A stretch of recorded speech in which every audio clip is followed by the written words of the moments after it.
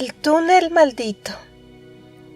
El túnel maldito es un túnel de ferrocarril que se encuentra en el kilómetro 345 del ferrocarril noroeste de México, en Chihuahua, en el cual durante la mañana del 3 de febrero de 1914 ocurrió una tragedia de proporciones sangrientas.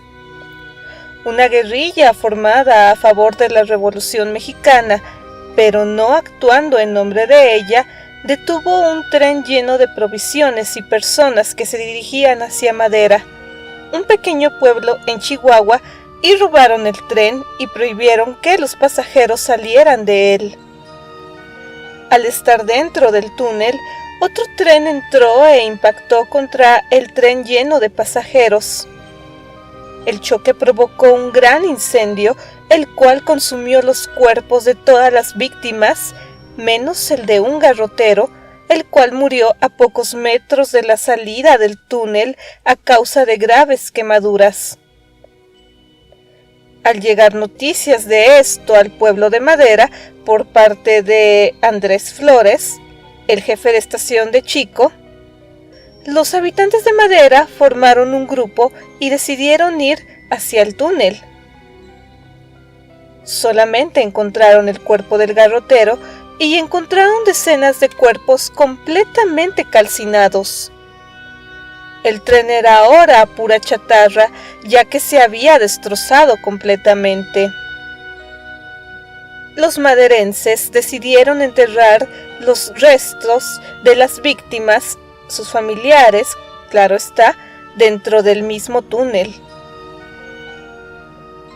Después de esto, al regresar a Madera, sus habitantes le pidieron a Dios y a las ánimas del purgatorio que los responsables de esta terrible catástrofe sufrieran innumerables muertes ocasionadas por dolor extremo y que regresaran al mundo bajo la forma de insectos y animales despreciables y que habitaran por siempre dentro del túnel.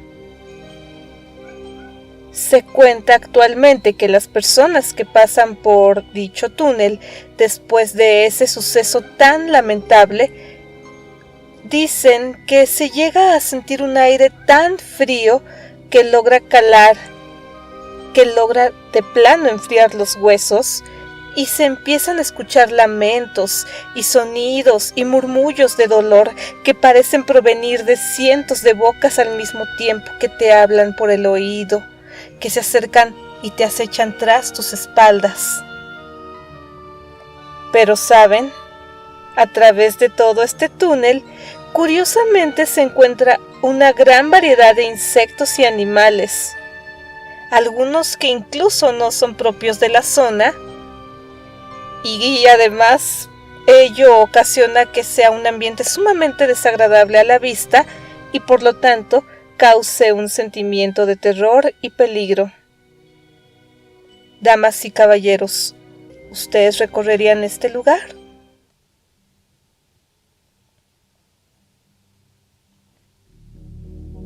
La olvidada matanza de chinos en México. Damas y caballeros, como lo hemos manifestado en múltiples videos, la realidad siempre, pero vaya que siempre, supera a la ficción. El periodista Delfino Ríos, testigo del asesinato de 303 chinos ocurrido el 15 de mayo de 1911, documentó y resumió el crimen de la siguiente forma. Y cito: las calles de Torreón a las 3 de la tarde estaban cubiertas de cadáveres. La consternación en que quedó la ciudad es indescriptible. No hay palabras con que expresarla. Esta matanza es la masacre más violenta de ciudadanos de ese país en la historia del continente americano, según historiadores.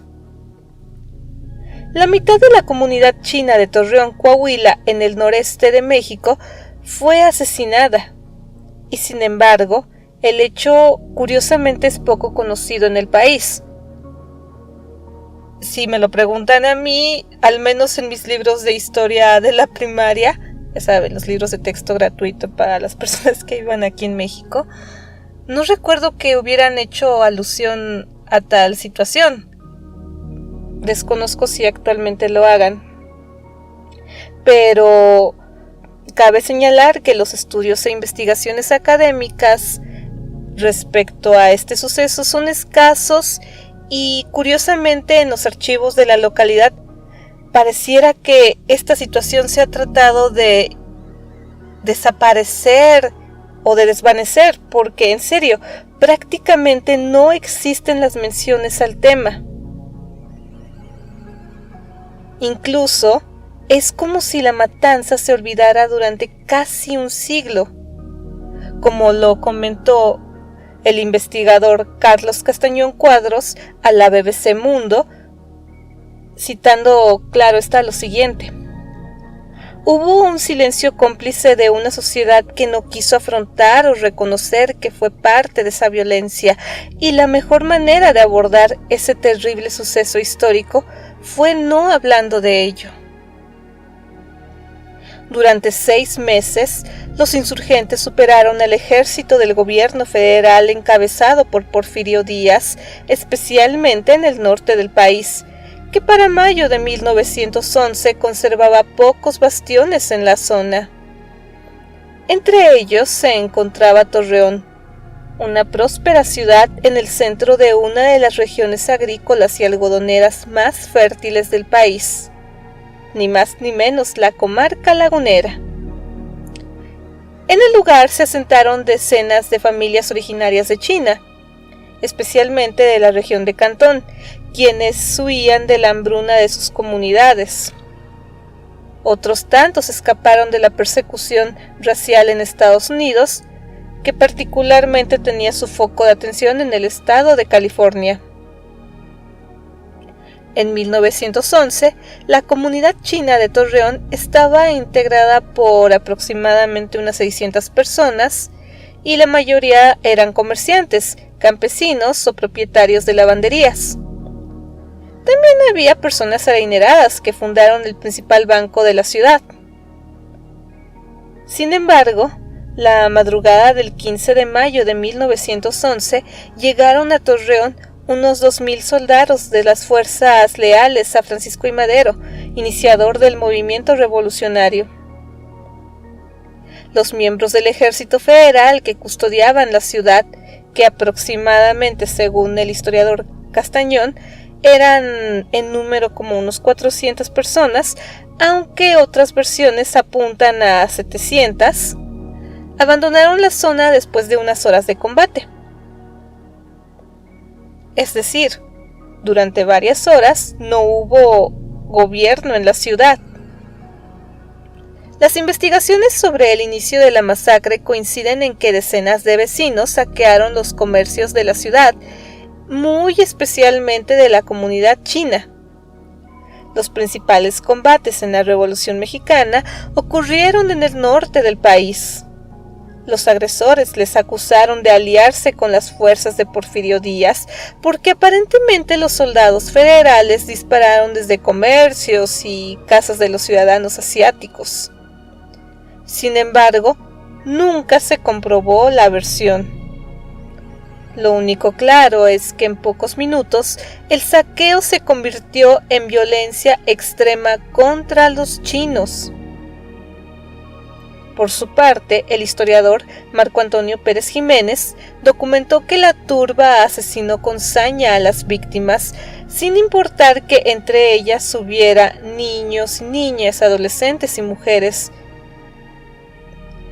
Diversos académicos e historiadores, como lo comentamos, habían explicado que en este país, como otros tantos en Latinoamérica y Estados Unidos, existía un clima social de xenofobia y racismo contra inmigrantes asiáticos y árabes. Por dar ejemplos, en Sonora, el Congreso local decretó leyes que prohibían el matrimonio entre mujeres mexicanas y chinos. También recluyó en zonas especiales, tipo guetos, a ciudadanos de ese país e incluso permitió su expulsión del estado en algunos casos, tan solo por ser chinos. El movimiento antichino de Sonora tuvo influencia nacional porque el entonces presidente de México, Plutarco Elías Calles, era sonorense. De hecho, el Partido Nacional Revolucionario, que era el partido gobernante en esos momentos, destinó una parte de su cuota de diputados en el Congreso de la Unión a representantes de este grupo de xenofobia. Pero en Torreón el ambiente era particularmente hostil contra los chinos. Incluso antes de la revolución, en el año de 1907, en la comarca lagunera se asentaron grupos anarquistas identificados con el periodista Ricardo Flores Magón. Ya saben, no todo lo que brilla es oro. Los magonistas se pronunciaron abiertamente contra los chinos por considerarlos una migración indeseable, una competencia a los trabajadores mexicanos, explica el investigador Castañón Cuadros. Cuando inició la lucha armada, los anarquistas engrosaron el ejército de Francisco I. Madero. Además, como en otras partes del país, en la ciudad existía la creencia firme de que los ciudadanos asiáticos le quitaban el trabajo a los mexicanos. A los prejuicios económicos se unió el racismo. Los ingredientes se mezclaron de forma que al amanecer del 15 de mayo de 1911 sucedió tal tragedia. Después de la matanza china, que, cabe resaltar, años antes se había firmado un pacto de amistad y comercio entre China y México, reclamó naturalmente el gobierno chino una investigación y correspondiente castigo a los responsables. Pero hubo un silencio cómplice de una sociedad que no quiso afrontar o reconocer que fue parte de aquella violencia extrema. El gobierno del presidente Francisco I. Madero ofreció una indemnización que no se pagó porque el mandatario fue asesinado en 1913. Muchas familias chinas sobrevivientes huyeron de Torreón, pero los que se quedaron no hablaron del tema durante décadas, asegura el historiador Carlos Castañón. Sin embargo, los vecinos mexicanos también guardaron silencio hasta la década del año 2000, cuando se realizaron varios actos de desagravio a manera de disculpas a la comunidad china.